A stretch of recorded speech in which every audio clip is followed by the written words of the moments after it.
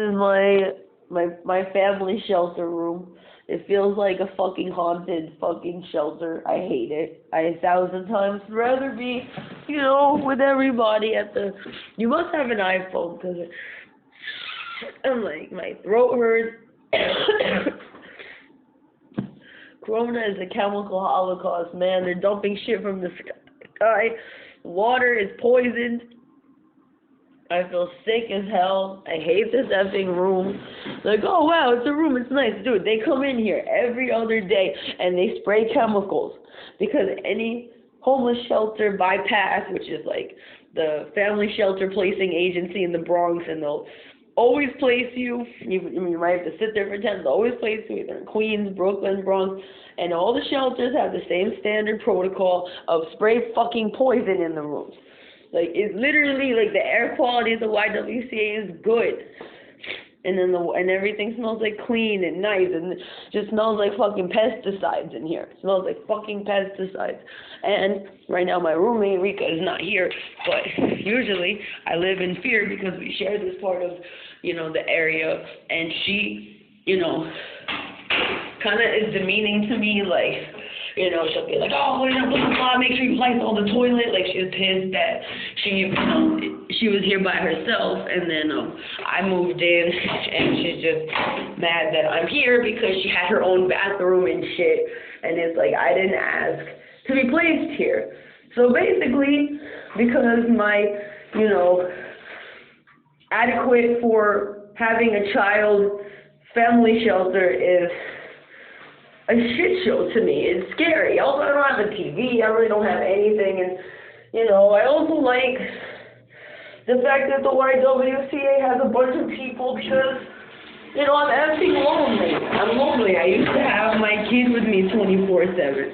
This is me trying to make peace with her. She's probably going to, give me some kind of attitude. Like, I don't want your shit, Like, she would call me dirty when I first got here, like. I heard her on the phone, like, my roommate is effing crazy, he's effing dirty, like, and then, we, quote, bonded, but it wasn't really bonding, it was more me, pretending to have a different personality because she has this really overbearing personality that's, kind of like my mother-in-law and Aisa, the only way I can be her friend is just to kind of be like, yeah, okay, here's a more timid, pretend side of me that is completely, compliant with everything you feel because I can't go against your opinions because you're the type to fight. And, my poor baby is now with mother-in-law and Aisa just created this fake personality that breaks my heart every time I see it when I visit her, where she's like, yeah, like she's 2. But she's very fucking smart. She's mentally a lot older than 2, and,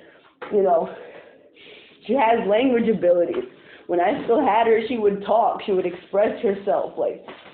She's turned into, a mental vegetable because she's living with somebody that scares her and hits her and yells at her for pooping herself. And that's what CPS does. They take a baby from a mom that cares about her kid and never hit her kid and never is mean to her kid because my kid is money to them. It does not feed the system to keep kids with parents. It feeds the system to take the fucking kid. And no, she's not in custody of her grandma, mother-in-law. These terms are very, very, very used incorrectly when the person is such a vindictive snake. And you called CPS on me for 2 years straight because you liked how it would fuck with the relationship between me and your son, because the second CPS would show up, I'd be like, you need to go away because I can't stop you from drinking, wilding out, being nuts, and now we got a case, and you got to stay the fuck away. Or you have to do whatever they're asking you to do. Fuck that, I ain't doing rehab. Okay, well, you got to stay the fuck away from me then. I haven't stayed away from a fucking plant for a year, which is basically like saying, yeah, your therapy, your spiritual, cleansing, it just makes you feel relaxed and happy and was put here by God for everybody. Weed was put here for everybody. You can't have it. And I was like, okay, I don't want to lose my kid, sure. But, like, mama ain't chubby, we have more fun when your mama just more happy. Weed is not alcohol, weed is not pills, weed does not put you out, put you under, make it so you're just like, I don't know what the fuck no, it makes me, like, happy, creative, funny, like, you know, I could look into Samira's spirit and see her more, and notice everything about her, and be not in pain, because that's why moms hit their kids, yell at their kids, they're stressed out, they're in pain. If you're a hood mom living in the shelter, you're always scared of CPS because you got no dignity. I don't have a fucking property. I don't have a fence. Like, how did CPS come at us in the very beginning? Well, I mean, I had like 8 cases, like I said. All of them got closed. And everyone was like 2 to 3 months. It's like every case chipped a piece of my sanity away. First case, my kid's 4 months. Last case, my kid was 22 months. And that shit was consistent. It was like, oh, someone at my door with a clipboard. Like, oh, not even my door, of course, like the shelter door. You know, the shelters just let, you know, the caseworkers right in, like, oh, hi, Dice's here to see you. You know, versus, like, if I was in my own, like, property, I'd be like, excuse me, get the fuck out of here, and my lawyer will speak on my behalf. Like, no, when you're poor, you speak on your behalf.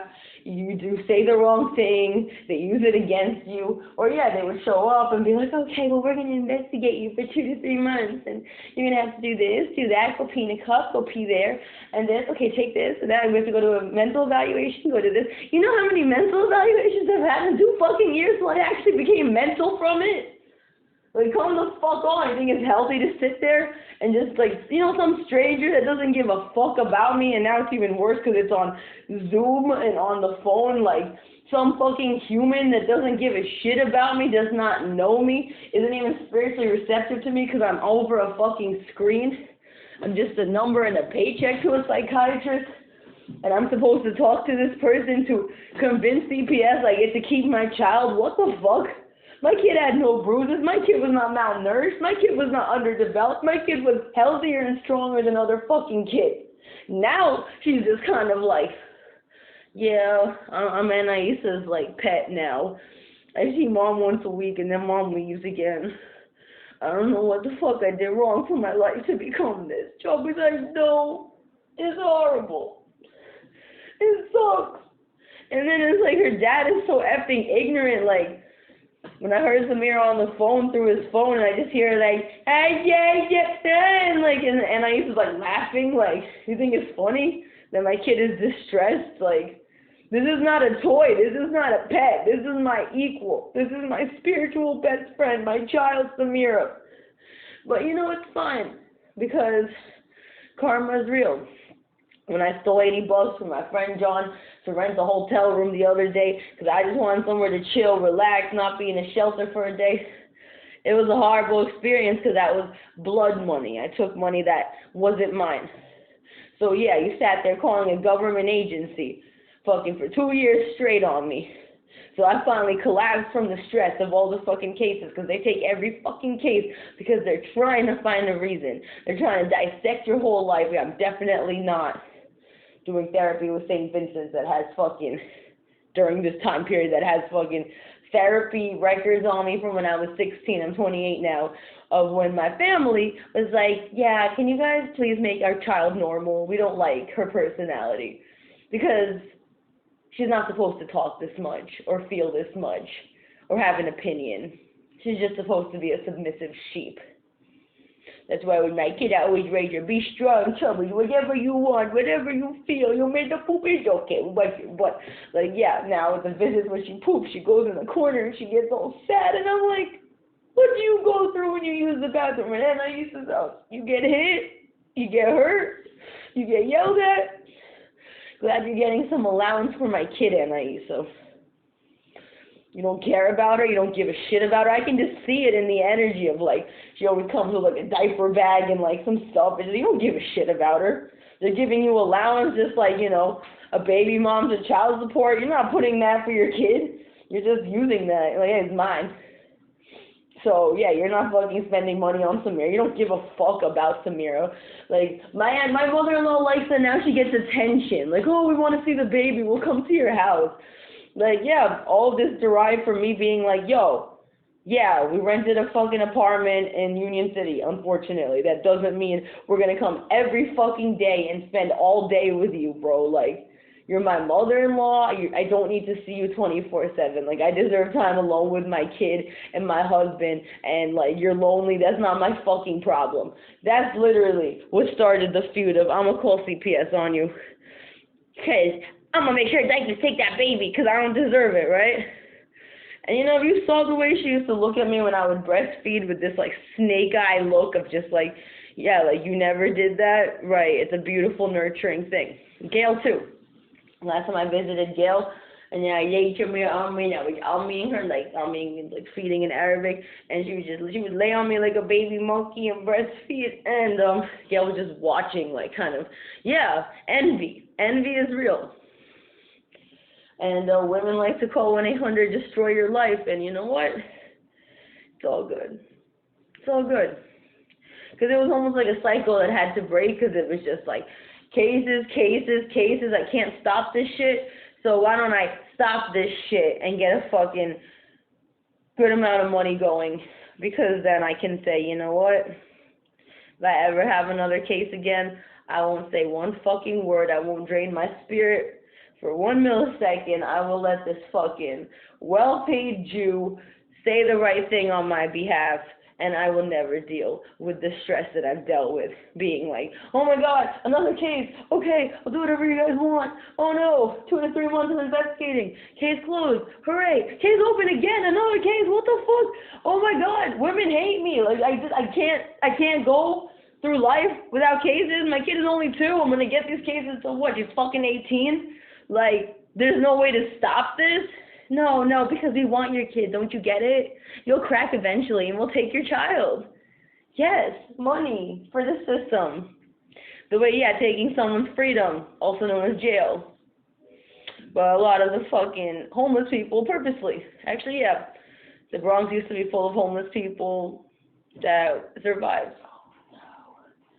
Oh no. Oh no. Oh no.